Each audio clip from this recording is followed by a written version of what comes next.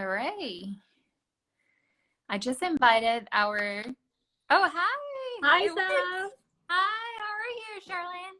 Good. How are you? Good. It's super interesting. This is my first time doing Instagram Live. Yeah, Uh, I'm honored to be your first guest this time. awesome. Okay, let me. I know we're gonna get a lot of comments and questions. Let me just turn off the commenting so it won't distract us. Okay. How are you feeling today? Well, present, busy, and I'm excited. Awesome. Yeah, so very happy. Thank you for joining our Instagram Live today with IndieGoGo. And you have an amazing campaign today. Thank you. It's been 20 some days. When you started? When did you start it? I started it in this last week of November 20th, and I'm heading into the 4th week, so very excited for that. Got some really awesome support. I'm happy to share with more people now. Awesome. And are you going to extend your campaign? We'll see if we can reach our $8,000 goal for audiobook before 30 days, and I think we're on track. So I'm optimistic that we could stick with that. Awesome. And how's the pandemic has been treating you? And I know that you're not, based on your Instagram, I know you're usually based in the Bay Area, but you're not in the Bay Area right now, right? Yeah, so I just got to Hawaii, Honolulu for December because I've been not taking any vacation for the rest of the year, and I took the COVID test, got it negative, and flew over for a good December to wrap up the campaign, wrap up the work, and have a nice year. So I'll say it's been a wild year, but I'm happy to wrap it out in a good note. Awesome. There's so many things that I really want to ask you, and I'm sure our audience want to learn more about you, yourself, your campaign, your book. So let's get started. First thing first, introduce yourself, especially to people who know not familiar with your book, yourself, and your organization that you're running. Yeah, so hi everyone, I'm Charlene, and I am a model breaker, as my book said. So I grew up in Taipei, came to the States for college, graduated earlier, and then I started a nonprofit called LivingOS. That is a life coaching startup for people in their early careers and running their startups. So been coaching one-on-one, doing group fellowship this year. And then I'm also the author of Model Breakers, which is the book to help people break up with model minority stereotype and embrace their true self. So happy to share a lot more about the experiences. I also work at a tech company as a product manager. Wow, amazing. So it's the slash life, the life coach slash author slash tech worker, product manager. Super interesting. How did you start a book? And tell us a little bit about your book. What is it about? Yeah, so I started it just as a series of letters for my brother. He's coming to US for college at MIT this year, and then because of the pandemic, he's stuck in Taipei. We don't talk much, so I figured the way for me to share my experiences is to write to him. And he only replied to one letter, so I don't know if he actually read it, but many people, like his friends, the community, really liked that, and that medium series sort of took off. And then I started this book just as an essay of letters, but then I realized that Dear Warren, my brother's Warren, didn't really cover what I want to say, which is basically know who you are, be yourself, and break the model minority or any stereotype the society imposed upon you. And then I've been writing a lot about it. So the book came about in 3 parts. The first part is just writing, content creation, interviewing people, creating interesting stories. And then once I have that stories, I turn them into chapters, right? Like I picked my favorite book model, Dear Girls from Eva Huang, Minor Feelings by Kathy Park Hong, a few amazing authors. I just see how they write and took their skeleton and fit into my book. And then after that, it's a lot of rounds of editing and publishing support from my publisher, New Degree Press. So it's a whole process, and we just pre-launched the book around a month ago. But what I was going to say is that Dear Warren, it's an interesting and intimate name, but doesn't convey what I'm trying to share, which is breaking the model minority stereotype. And every time I talk to my editor, I was like, hey, I'm breaking away from the model minority stereotype. But then she's like, but you're always reinforcing model minority as you tell about the story, right? Like you're just telling like the label over and over, and you're giving your power away to that. And then I was like, okay, so what can I do? And they're like, what do you find a new name? A name that's more empowering, a name that really shares what you want to say. And then they said, why not model breaker? Because model minority is such a disempowering label, and I might as well break away by picking a name that is empowering, and that's how model breaker came about. I see. So it's a book about model minority with the name model breaker, because eventually this is what you want to achieve. You want the people who suffer from the stereotype, eventually they become model breaker. Yeah, and I think a book is really a big idea, right? I'm trying to convey the big idea of breaking away, and it is a playbook to tell you how to do so, and also an action step for people from early career to, you know, people who are later and they're educating for the next generation. That actually is to my next questions. Like, who, I know that it started with, you know, you're writing a bunch of letters to your younger brother. Who are you, you know, who's your audience? Who are you talking to through this book? Yeah, so I would say there are three circles of audience. The main one is people like Warren, people who immigrated to US for education, for work, for family, people who came here without knowing a whole bunch about how the society works. And I think that's a book I wanted when I first came here. I went on Amazon and like Barnes and Noble. I couldn't find any book like that, so I wanted to write it to me a couple years back. And then there's the first and second, third gen people, like Chinese Americans, Asian Americans who grew up here. They're just Americans. They know exactly how the society works, but people don't see them the same way. Like there's a lot of implicit biases that were embedded, and those stereotypes are so subtle that it's really hard to take apart from. So that's why I'm writing to them as well. Like once, like their family are usually quite close. So Chinese immigrants, Chinese Americans, and also the allies, because changing stereotype, changing narrative takes more than one or two person. We need a community to really collaborate, and that's how it works. So I think this is going to be, it will take a couple of years, if not a few decades, but if not now, like when am I going to wait to, like for my grandchildren or for my great grandchildren? I don't know when this will happen. So that's why I decided to write to this three core audience. This is very inspiring. When I check your campaign, you know, because, you know, myself, I'm an Asian American, and I feel like when I was tracking your campaign, I was like, wow, you know, because we talk about this topic everywhere, and especially 2020. There's so many things happened this year, but you did it, and you wrote it. You wrote a book about it, and writing a book is definitely not easy.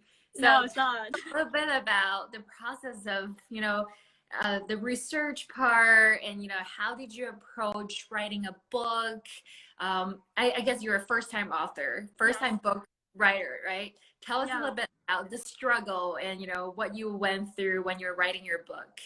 Yeah, I think a lot of those struggles actually come from myself. So I love reading books, and usually, like, there's a saying that if you're an artist, usually your taste is a lot better than your current work because you're just starting out, right? So I read like Anna Graham, you know, Brene Brown. I was like, oh, those are so awesome. But my first draft isn't like that. Like, it's far from that. I was like, is this really publishable? Like, is this thing really, does anyone really want to read about that? So it's a lot about overcoming those inner voices and realizing that, oh, it's actually, people are reading my draft 1,000. Like, they're reading things that's edited by my copy editor, my, you know, like development editors, like after many rounds. And it's just being okay with putting my thoughts out there. And like through interviews, I got a lot of validation and invalidation as well from people from not only in the Chinese American, Chinese immigrant community, but also Asian Americans at large, or even other minorities in America. So through those interviews, I, like after interviewing, I would say 50 to actually nearing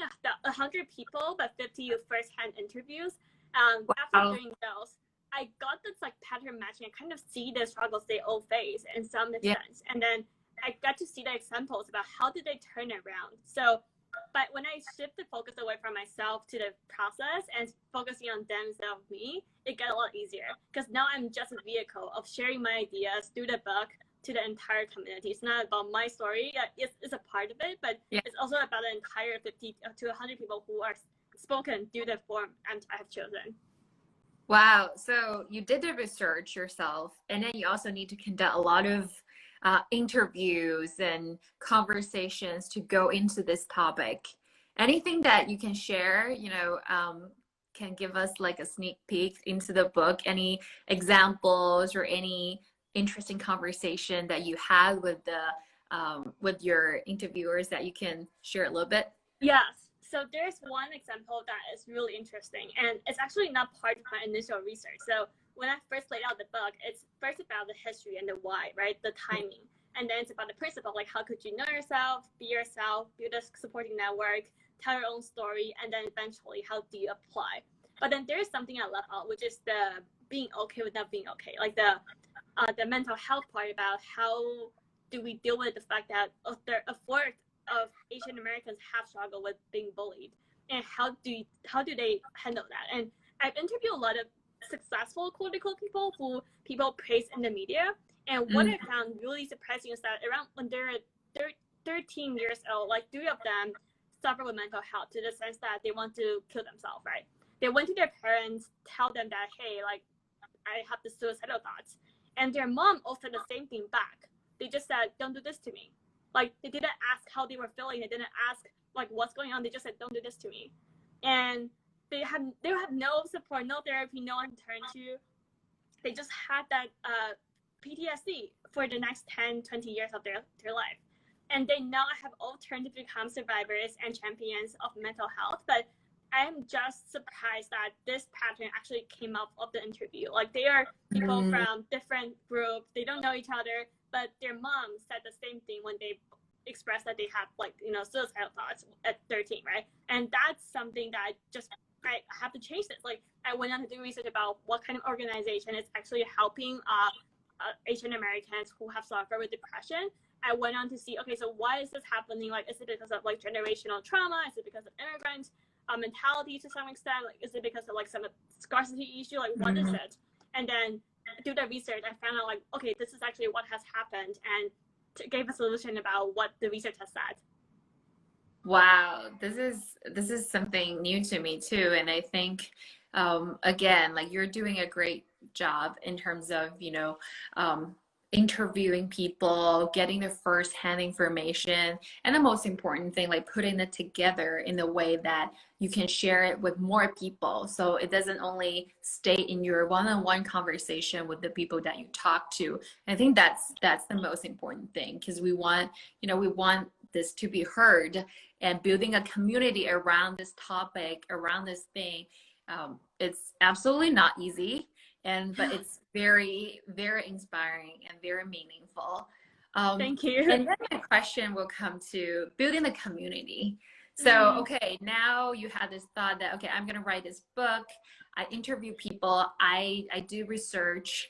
And then how can I let more people know about this book? What made you want to do an IndieGoGo campaign? How did you come up with this idea? Yeah, so it's actually recommended by my brilliant publisher. I didn't come up with it myself. I wish I did. And they're like, you know, crowdsourcing is such a platform, a transparent way to share your process about fundraising this book with people who really cares about your mission. And a lot of the early backers I had as my friends, my, you know, colleagues, people who know that I've been working on a book.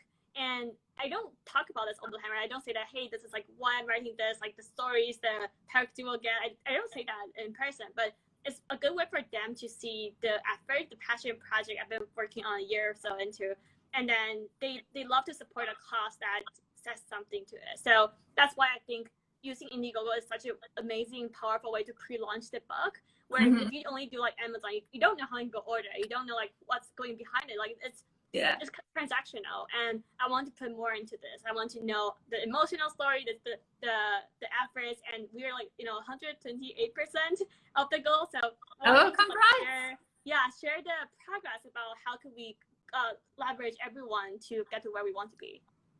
I see. So just to confirm, you already finished the book. So now you're fundraising, you're crowdfunding to get it published. So it's already done. So the book, I'll say the first manuscript is done. There is still many more edits to go before it kind of like it published in April, including designing the cover, designing like the audiobook, and the other supporting features, such as like, you know, making sure the copy editing is on point and design. So and that's why there's already the introduction, which I could share with anyone who has pre-ordered today, and anything that is like the main chapter is laid out. But the final word is not yet finalized. So, like, there's still stuff to be, like, grammars or stuff to be fixed by my editors. I see. And I think you just mentioned that, you know, how how you the slash, you're also a life coach and you're a book author and you're also a product manager. So I actually recently watched Instagram Live between Eva Chen, which is the influencer, Oh, yes. with President Obama. And that was a really interesting conversation because both of them are writing books. Sorry, you can hear my kids screaming in the background. We're all working from home. This is a new norm. And they actually discuss about productivity and how to write a book and just how to get it done. And you have a full-time job and you also coach others. Yeah. Tell me about it. Like, how did you do it? Yeah, so it's a process that needs to be planned, and I think my editor plays a big role in the sense that they will check in with me every week, and I feel like I have to show them something, like they have to edit some draft or another, otherwise I feel shameful about it. So that support, that accountability is huge. And then I think it's a way I do time management. So usually people will like slice things from, oh, 9 to 5 is work, like before that you can do things, after that you can do things. Yeah, so I think it's the main mindset shift is shifting from 9 to 5 to knowing that it's a flow, right? You're just slicing 1 hour, 1 hour, 1 hour each. Sometimes I'm product manager taking meetings. Sometimes I'm like coaching my clients. Sometimes I'm just writing when I don't feel like taking any meetings or talking to anyone. So it's almost like knowing which state I am and picking the task that resonates with the state. That's like the best. And that means maybe I have to wake up like at 7 or 6 to work on a book, or stay up to like 8 or 9 to coach one or two of my clients. But that means that I'm also working on something that is passionate, like something I love at every single moment. So I think that's the pleasure of having these things to fall back, to switch. But there is some, early hours and late hours to account for as well. I see. Any support system? I know besides your publisher, anyone who's like, Shirley, you're doing a great thing. We really look forward to seeing the book. Keep doing it. Like, what's your support? Yeah, there are two, I would say two big ones. One is my fiance. I couldn't discount how much support he has given me. Whenever I feel like I'm giving up, he's there to say, no, like, you wouldn't say that if you know your future self. And then there's a second group, which is my team. My nonprofit, we have 7 person running the marketing and other support team. And they're awesome. They're some are in Taipei actually, some are in the Bay Area, and they're just so wonderful, helping me out whenever I need them. And then there's the early backers, the other community I have built. So now we have around 160, 159 awesome people. They every message, like sometimes DMing is hard because people have life, like they have things getting in the way. But whenever they read the introduction, they loved it. They can't wait to have the signed copy in their hands. That just meant the world to me, because that's reminding me what I'm doing now is actually making an impact, and not just me, but hundreds of people's life. So their reaction is huge to this entire process. And did you come up with a plan with like the hard copy audiobook from the first beginning, or it's because you launch it and people are just like, hi Shirley, we also want audiobook. Can you please do that? How did this come up? So audio hardcover is easier because book they have hardcover, but audiobook is actually quite challenging for me because publishing is something that is permanent, right? I am not 100% loving my voice, and I don't know if I will love it in a year or so. So if that means I'm recording myself, putting it out there forever, it's kind of scary. So it took me a lot of just mental work to get over that blocker. And one thing my publisher said to me is that people who publish audiobook and read it in their own tone like sells 10x more than normal audience. And I think that stats is it's right there showing me that got to read it if Trevor Noah is reading his own book. So there's that. And also I think it's something about accepting who I am at this point of life, because just writing the model, being a model breaker is about being authentic, just being true to myself. So if I couldn't own my voice, who can? If I couldn't own the book, who can? So that's why I wanted to do the audiobook as well. And in terms of the goal, like $6,000 for hardcover, $8,000 for audiobook is factored in by a publisher. I see. So I guess right now, as you already achieve your goal, but you're trying to reach your stretch goal maybe. Yeah. So eventually we're probably going to hear your voice and get the audiobook if there's enough people to help you to achieve your stretch goal. Yeah, and I think one thing that I surprised my publisher with, which they're like, why are you giving this away? But I basically said anyone who backs my campaign will get an audiobook for free. So Ooh, that is a thing I decided, because I think that's a challenge to myself to get more words out there. And I just want to thank everyone who have supported the cause early, right now, anytime, for the breakers. I see. So anyone who's watching this Instagram live, anyone. please go check out Charlene's campaign, and definitely check out the book. And also want to go back to the book a little bit, because you mentioned earlier there's a actionable item part that you really want to bring it to people and share it with everyone. Tell us more about that part, because I think we all know the issue, we all know the problem, but many people are asking for solutions. Like they want to know how they can change this, what they need, what needs to be done from individual level to change, to become model breakers. So tell us a little bit about that. So let me share one advice from the chapter, and it is like, first you have to know the perception. You want to know exactly how the stereotype is perceived, because if you don't know that, you don't know how to break it, right? So it's almost about knowing that, and then reminding people that you're not that stereotype. So one thing I have experienced is that when people underestimate me, I would literally just say, hey, I am in this room because of ABC track record, and just in case you have forgotten, or there is some other biases, like this is why I'm here. And that wake up call usually take people out of the stereotype and focus on what they should value, which is your skill sets, your experiences, and how awesome you are. So ideally, you don't have to do the work of reminding people, because like that's, like that should be done, but that's not reality as of 2020. We still have to prove ourselves. We still have to advocate, tell our own story. Absolutely. And there is like a lot of steps about how to construct a story in a way that is not intrusive, but also authentic and true and empowering to yourself. Interesting. I see. So I guess it also takes practice, right? Because you need to, like you just said, you need to accept yourself first, and then you need to practice, and then start spreading the words and share it with everyone else. Yes. And I guess my question also has, tell the audience something that like we can do right away, that, if we're only going to take one advice from you, from the book, what would you recommend? Like, is it to learn about the issue, to do something to change it? Like, what would you suggest here? Yeah, so based on which stage you're at, so for people who are watching for college, I would say, like, look out to the quiet kids in the classroom, right? A lot of them are really shy, or like they don't know they have been bullied. Like, try and go talk to them, understand them as a human, know what's going on, tell their story, because like oftentimes when I interview people, they're surprised that their story matters, and that just broke my heart. Like, everyone matters, and why I don't have to remind them that matters, but unfortunately people were told otherwise. So if you could go to your community, find the people who have been overlooked, haven't told their story, and start a conversation right away.